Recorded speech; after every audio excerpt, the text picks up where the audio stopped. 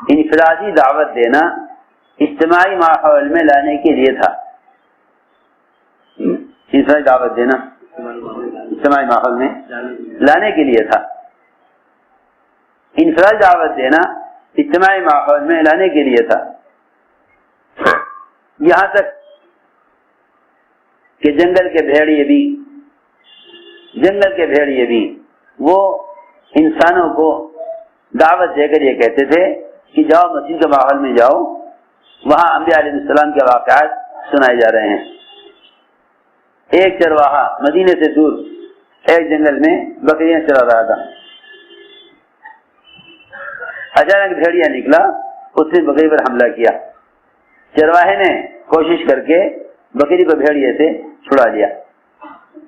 بھیڑیے نے کہا انسانی زبان میں چرواہے سے، اللہ نے مجھے رزق دیا تھا، آپ نے چھین لیا.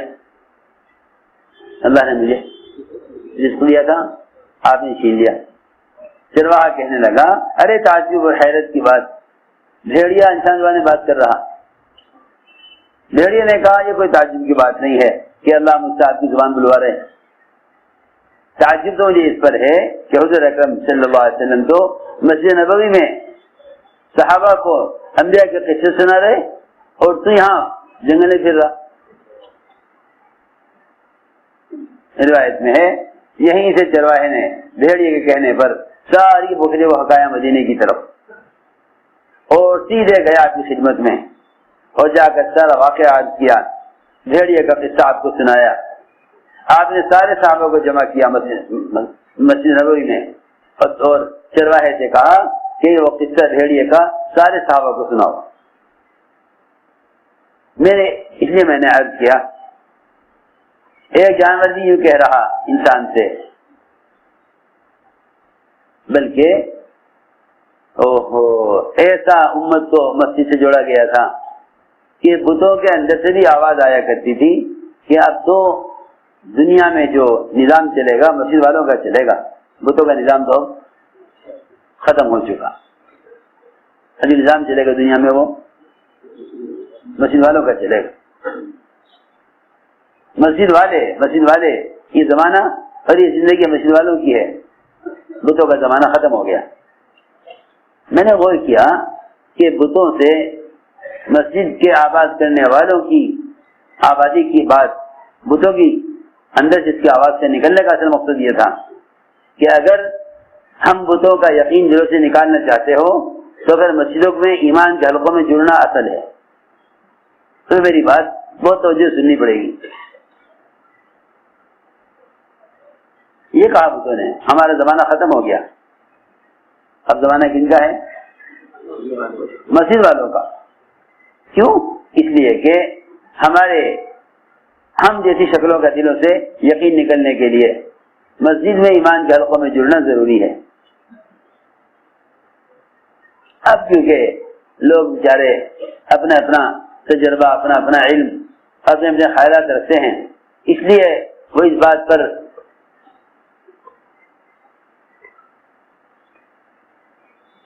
ناراض ہو جاتے ہیں کہ یہ ایک ہی طریقے کی طرف کیوں دعوت دے رہے ہیں.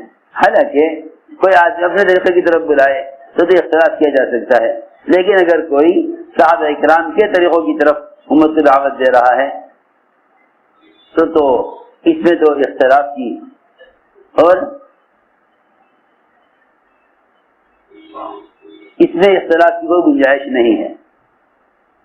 تو میں نے عرض کیا کہ انفرادی دعوت، انفرادی ملاقاتیں اجتماعی ماحول میں لانے کے لیے ہوا کرتی تھی.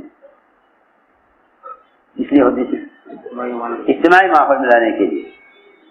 یہاں تک فرمایا اگر کوئی مشرک تم سے پناہ چاہے تو اس کو پناہ دو تاکہ تمہارے ماحول میں آ کر قرآن سنے.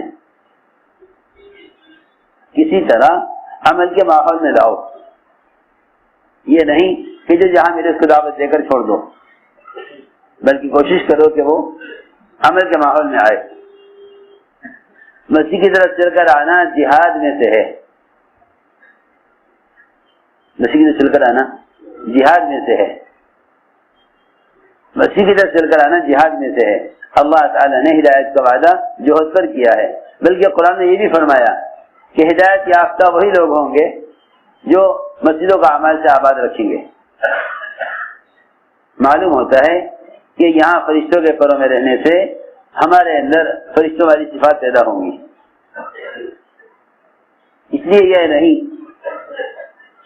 یہ نہیں کہ بس کسی ذریعے سے بات پہنچا دو، بلکہ دعوت دے کر لوگوں کو ان کے ماحول سے نکال کر عمل کے ماحول میں لاؤ، یہی سنت ہے۔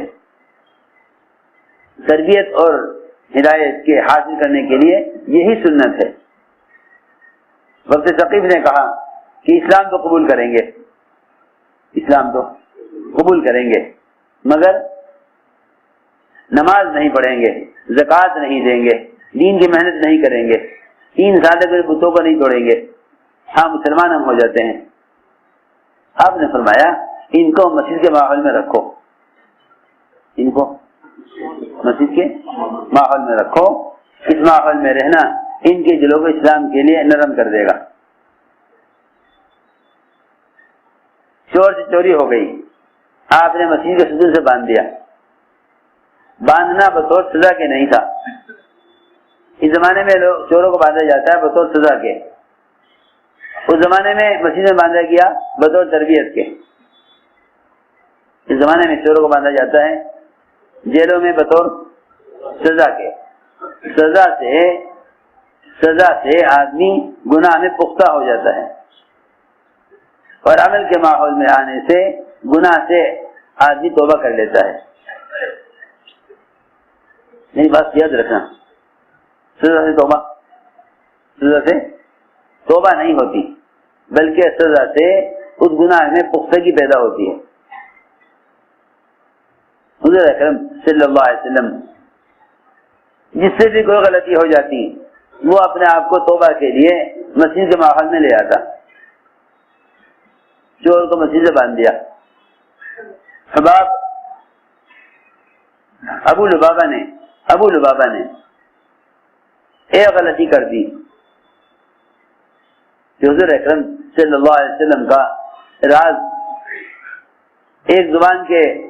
ایک انگلی کے اشارے سے، زبان سے بھی نہیں، انگلی کے اشارے سے آپ کا راز کھول دیا کہ آپ صلی اللہ علیہ وسلم بنو قریظہ کو قتل کریں گے۔ پوچھا انہوں نے بھائی کیا معاملہ ہمارے ساتھ ہوگا کہ قتل ہوگا؟ صرف انگلی سے اشارہ کر دیا، اس سے ایک آپ کا راز کفار پر کھول دیا۔ بہت ضروری بات کر رہا، یہ بھی یاد رکھو کہ ہم کام کے ساتھ خیانت نہ کریں، کام کے ساتھ خیانت نہ کریں، کام کے ساتھ خیانت نہ کریں۔ جو بات راز ہے اسے راز میں رکھا جائے۔ جب مسلمانوں کے تعلقات غیروں سے مسلمان کے مقابلے میں زیادہ بڑھ جائیں گے تو پھر یہ مصلحتاً مسلمانوں کے رازوں کو دوسروں پر کھول دیں گے۔ ان کو خیال ہوا کہ یہ پوچھ رہے ہیں کہ بھائی ہمارے ساتھ کیا معاملہ ہوگا، تو انہوں نے زبان سے تو کچھ کہا نہیں، ہاتھ سے قتل کا اشارہ کر دیا۔ اس اشارہ کرنے پر انہیں اتنی ندامت ہوئی کہ میں نے کیوں آپ کا راز کھولا۔ چنانچہ انہوں نے اپنے آپ کو توبہ کے لیے مسجد کے ستون سے باندھ دیا۔ آج تک اس کو مانا ابو لبابہ، اس کو مانا